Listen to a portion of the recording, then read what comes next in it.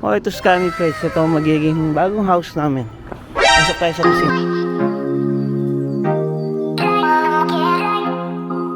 Hello mga kaibigan! Nandito na tayo sa bagong video kung saan natin makikita ang lugar kung saan kami pansamantalang tumira dito sa US.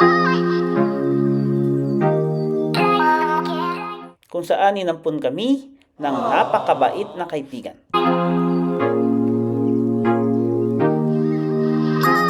Alam nyo guys, no, napakaganda dito sa Texas. Ito ang unang state na namin napuntahan. Buong akala ko guys, ang Texas ay gaya rin ng Dubai. Hindi pala guys, no? Kasi mga puno rito, hindi sila sustainable ang water ng artificial irrigation.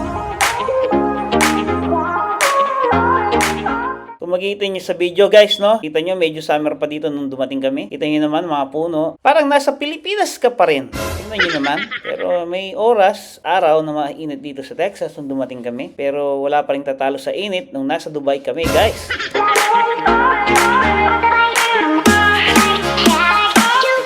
Sa video ito, makikita nyo ang South Plains Mall, isang napakagandang mall dito sa Lubbock. Sa makikita nyo ang Dillard's at mga establishment sa loob. Pwede kayong kumain, pwede mag-shopping. Siyempre, pwede bumili ng kung ano-ano.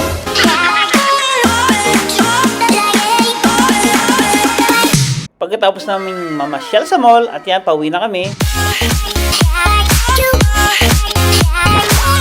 Kaso medyo nagbabadyang uulan yata. Pagkatapos naming mamasyal sa mall, may pupuntahan tayo ngayon. Ito ang ospital kung saan magtatrabaho si Mrs.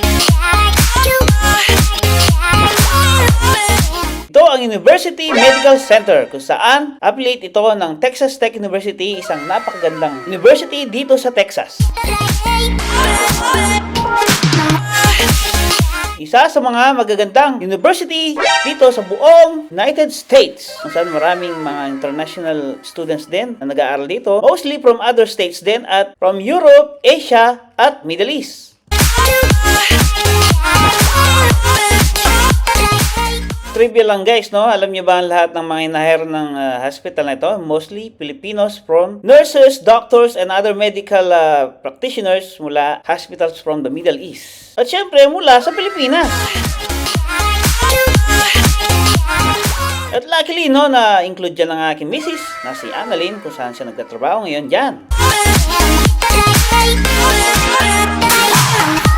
Alam nyo kasi guys, kung hindi lang na-hire ang aking misis dyan, hindi kayo makakarating ng US.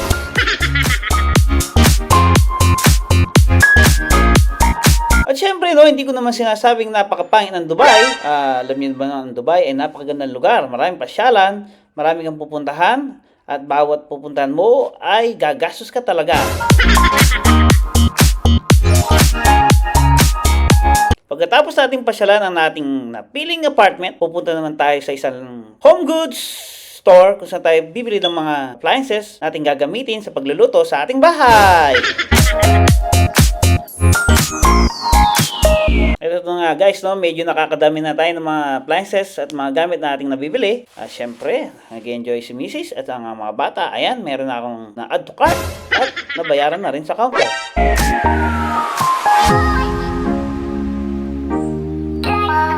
At syempre guys, pabalik na tayo sa ating temporary shelter kung saan tayo kakain lang lunch kasi medyo na gutom tayo, no? Ang dami nating napuntahan sa araw na to.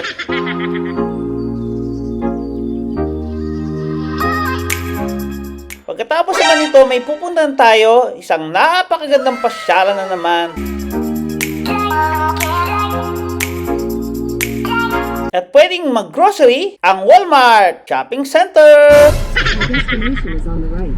Walmart, yan, Walmart. First time natin dyan ngayon dito sa America.